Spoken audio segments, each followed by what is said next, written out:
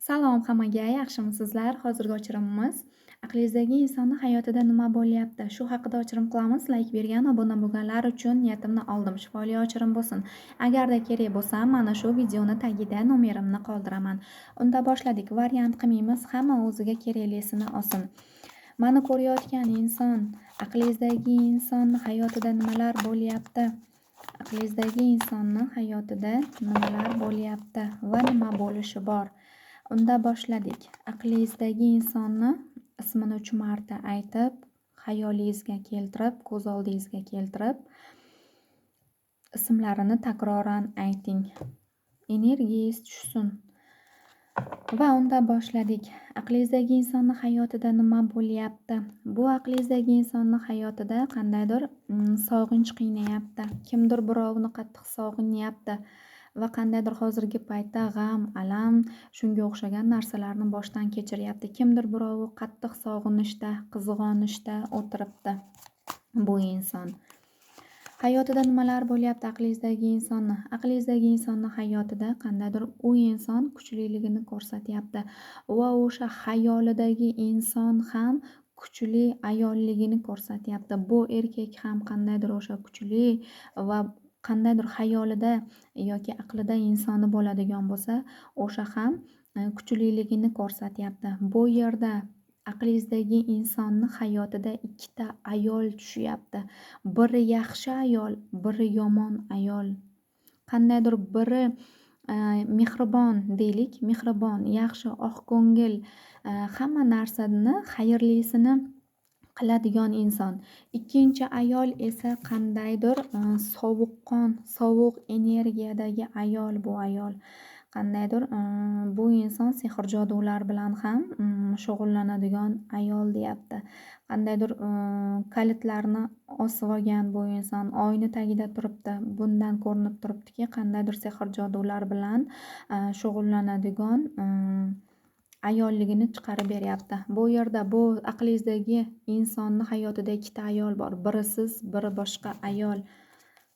Biri yaxshi, biri esa yomon ayol. Qandaydir deb ko'rsatib beryapti kartalarimiz. Hayotida nimalar bo'lyapti? Hayotida nimalar bo'lyapti? Bu insonni hayotida nimalar bo'lyapti deganimizda qandaydir og'ir yuklar bilan o'tiribdi. Qaysi birini tanlay, nima qilay, qaysi biriga boray, qaysi biri bilan yaxshi bo'lar ekan. Unisiga borsam bunisi xafa bo'lyapti, bunisiga borsam bunisi xafa bo'lyapti.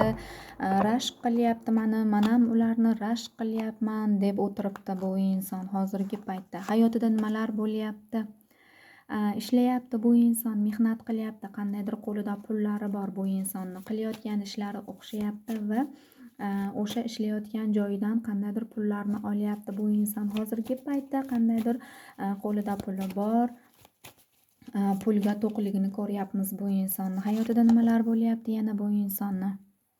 Kelgan puli qandaydir ketib ham qolyapti yokida bu tuyg'ular bo'yicha qandaydir sokinlik bo'lib qolgan bu inson. Tuyg'ularni jamlay olmayapti bu inson. Qandaydir bu insonga ko'proq mehr tuyg'u beraymikin yoki u insonga ko'proq mehr tuyg'u beraymikin deb xom xayol qilyapti. Bu nimanidir kutishda yoki qandaydir pulni kutyapti. Mana shu mehnat qilayotgan pullarini kutib o'tiribdi yoki qandaydir ayol kishini bu inson kutib o'tiribdi. Qalbiga yaqin bo'lgan ayol kishisini kutib o'tiribdi. Nima bo'lyapti? Bu insonni hayotida nimalar bo'lyapti? Qalbiga yaqin bo'lgan insonni kutishda ekan. Kartamiz o'zi chiqarib berdi.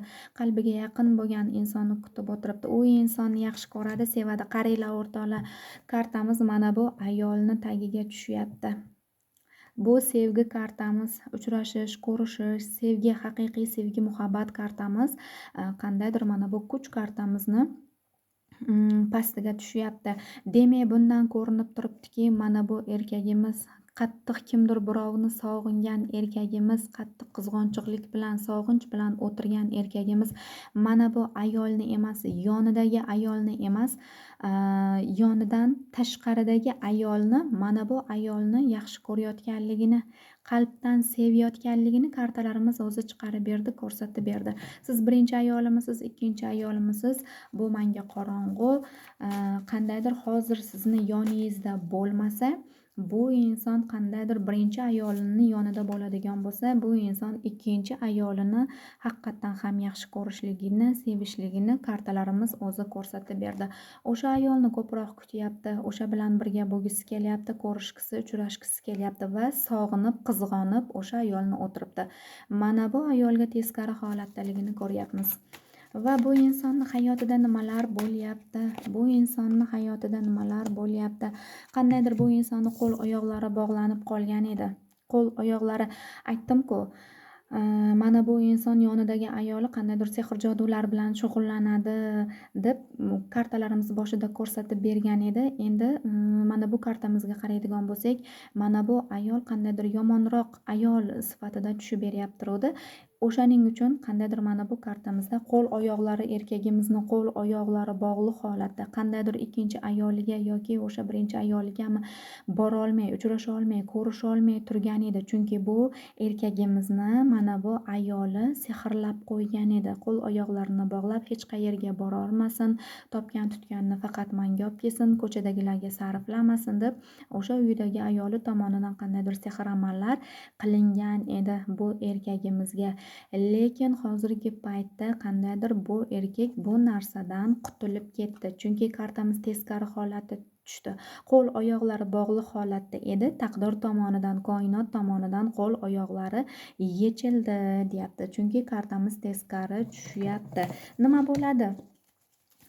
Nima bo'ladi? Buni hayotida, bu erkakning hayotida nima bo'ladi? Bu erkakning hayotida nima bo'ladi? Bu erkakning hayotida nima bo'ladi yana? Nima bo'ladi? Ikki yo'lni orasida o'tiribdi Erofant. Bu erkakka ozgina qandaydir o'qituv kerak deyapti. O'qitilgan bu erkakni sehr jodu qilingan va qandaydir kartalarimizga yaxshilab ahamiyat bersak o'rtoqlar, mana bu kartamiz bilan bu kartamizni yoniga bekorga qandaydir tushgani yo'q. Chunki bu yerda mana bu ayol kalitlarni beliga osib olganligini ko'ryapmiz. Bu yerda qandaydir erkak kishi bu qandaydir erkak kishimizda ham kalitlar bu yerda. Mana bu osib kartani mahkam ushlab turibdi. Mana bu erkagimizni oyog'ini ostida turibdi. Bundan ko'rinib turibdiki, mana bu ayol qilgan sehr amallarini mana bu erkak kishi tomonidan yechila oladi deyapti kartalarimizda. Mana bu erkakka o'qituv kerak. Mana bu ayol qilgan sehr amallarini mana bu erkak ham yecha oladi deyapti. Chunki qandaydir quluplarga, kalitlarga qilingan sehr amal bo'lishi mumkin. O'shani faqat erkak kishi, qandaydir erkak kishi yecha oladi deyapti. Mana bu holatda edi, qo'l oyoqlari bog'liq holatda edi. Bundan koinot tomonidan qandaydir Alloh tomonidan yechilyapti bu qilingan amallar va endi bu erkakka qandaydir erkak kishidan tozalov olishi kerak deyapti. Bu quluplangan narsalarni kaliti mana bu erkak kishini qo'lida deyapti. Mana shu erkak kishi yecha oladi bu erkakka qilingan sehr amallarni deyapti kartalarimizda. Va hayotida nima bo'lyapti? Hayotida bu erkakni nima bo'lyapti? Bashniya bo'lyapti hayotida, oilasida. Mana bu ayolni tagiga tushyapti. Oilasida qandaydir sehr jodular tufayli oilasida to'ntarilish, qandaydir g'am, alam, uyida notinchlik, bardaklik, qilayotgan ishlari o'xshamaslik, oilasida qulashlik, notinchlik bo'layotgan bo'lishi mumkin hozirgi paytda. Buni hayotida nima bo'lyapti? Qandaydir mana bu ayolni nima deydi? Ayolga nisbatan tuyg'ulari bor, mehrlari bor, sog'inchi bor yana. Ko'ryapsizmi, kartalarimiz ham mana bu ayolni tagiga bashniya qulash kartamiz tushyapti. Mana bu yaxshi ayolni tagiga qandaydir pulli, barokatli kartalarimiz, nurli kartalarimiz tushyapti. Nima bo'ladi buni hayotida? Nimalar bo'lish ehtimoli bor? Va bu inson qandaydir mana shu ayolni oldiga borishi, ko'rishishi, uchrashishi tushyapti. Tezlik bilan mana bu erkagimiz mana shu ayolni oldiga borishi tushyapti. Xo'p, qachon boradi? Qachon boradi? Qachon boradi? Qachon boradi? qachon boradi ko'rishish, uchrashish, suhbatlashish.